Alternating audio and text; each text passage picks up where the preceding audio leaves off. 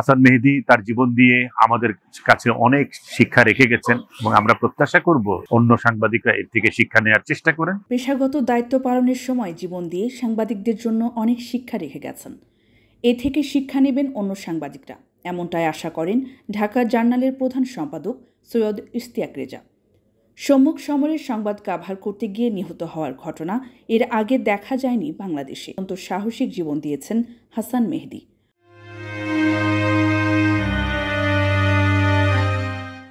ঢাকা টাইমসের রিপোর্টার হাসান মেহেদীর মৃত্যুতে আমি দুঃখ প্রকাশ করছি এবং এটা একটা মর্মান্তিক ঘটনা যে একটি তরুণ রিপোর্টার তার পেশাগত দায়িত্ব পালন করে এইভাবে পুলিশের গুলিতে মারা গেছে।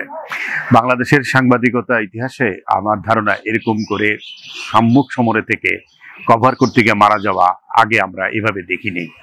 সেই জায়গা থেকে বলতে হবে যে তিনি অত্যন্ত সাহসিকতার সাথে জীবন দিয়েছেন এবং এবার যে কোটা সংস্কার আন্দোলনটি হয়েছে এটা অত্যন্ত সহিংস হয়ে উঠেছিল এবং এক পর্যায়ে রাষ্ট্রের বিরুদ্ধে যুদ্ধে নেমেছিল একটি শক্তি।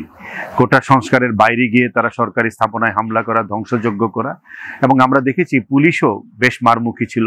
যারা মাঠে ছিল বিক্ষোভরত তারাও সাংঘাতিকভাবে ধ্বংস করে চলেছিল একের পর এক স্থাপনা এবং রায়টের মধ্যে পড়ে তিনি মারা গেছেন। তার একটি পরিবার আছে, সন্তান আছে এবং আমরা জানি বাংলাদেশের সাংবাদিকরা আর্থিকভাবে খুব একটা সচ্ছল থাকে না, ফলে স্বাভাবিক কারণে তার পরিবারটি এখন একটা বড় ধরনের সংকটের মধ্যে পড়েছে। ঢাকা টাইমস কর্তৃপক্ষ নিশ্চয়ই তার পাশে থাকবে, কিন্তু একই সাথে রাষ্ট্রেরও কিন্তু এখানে দায়িত্ব আছে যে একজন সাংবাদিক এরকম একটা জায়গায় গিয়ে পৌঁছেছে। সাংবাদিক কল্যাণ ট্রাস্ট এই ব্যাপারে কি করতে পারে আমরা জানি না, তবে আমাদের আবেদন থাকবে তারা এই পরিবারটির খোঁজ খবর নিবে।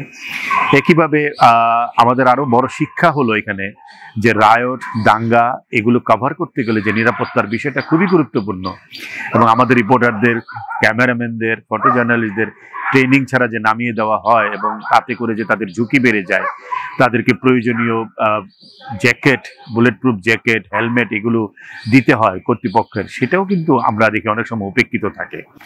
হাসান মেহেদী তার জীবন দিয়ে আমাদের কাছে অনেক শিক্ষা রেখে গেছেন এবং আমরা প্রত্যাশা করব যে তারা যেন অন্য সাংবাদিকরা এর থেকে শিক্ষা নেওয়ার চেষ্টা করেন। তবে একটি কথা ঠিক যে সাংবাদিকরা আমরা দেখেছি মারা গেলে কিছু হয় না, বাংলাদেশে বিচার হয় না। প্রচুর সাংবাদিক এর আগে খুন হয়েছে, আমরা বিচার হতে দেখিনি। তা আমরা চাই যে এই হত্যাকাণ্ডটার বিচার হোক, কে দোষী এটা বের করা নিশ্চয়ই খুব কঠিন হবে না, এটা বের করা উচিত এবং একই সাথে এই পরিবারটির পাশে সবাই দাঁড়াক।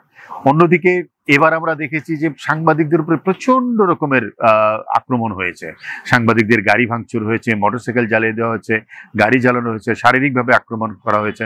এমনকি আমরা নারায়ণগঞ্জে একজন নারী সাংবাদিককে যৌন নিপীড়নের শিকার হতে দেখেছি। যারা বিক্ষোভ করেন তাদের সাথে রাজনৈতিক বিরোধ সরকারের, কিন্তু সাংবাদিকরা কেন টার্গেট হলো এটিও আমাদের কাছে একটি বড় বিষয় হয়ে দাঁড়িয়েছে। আমরা এর প্রত্যেকটি ঘটনার তদন্ত চাই, বিচার চাই এবং যারা রাজনীতি করছেন, যে সমস্ত রাজনৈতিক দলের কর্মীরা এই কাজগুলো করেছেন তারা তাদেরকে নিবৃত্ত করবেন আগামী দিনগুলোতে, সেই প্রত্যাশা রাখতে চাই। তবে সবার আগে আরেকবার একটি কথা বলতে চাই, হাসান মেহেদীর মৃত্যুতে আমরা মর্মাহত, আমরা দুঃখিত এবং একই সাথে শোকাহত, কিন্তু রাষ্ট্রের কাছে আমাদের দাবি ঢাকা টাইমস কর্তৃপক্ষের পাশাপাশি আপনারাও তার পরিবারের খোঁজ খবর নেবেন, দায়িত্ব নেবেন।